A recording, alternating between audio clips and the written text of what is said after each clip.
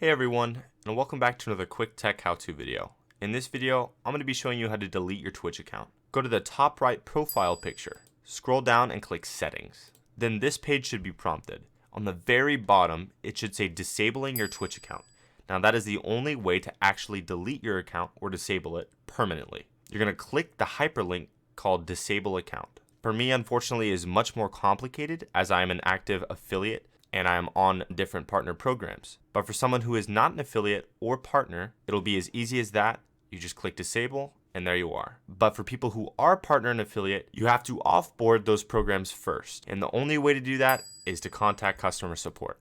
So if you were to click this hyperlink, it should bring you here. Now on the top right, you're gonna click that arrow, you're gonna go to contact support, and you're basically gonna fill this out and tell them what you want to do. And they're going to help you with offboarding all those separate programs since you are an affiliate or partner. Thanks for watching, and don't forget to subscribe down below.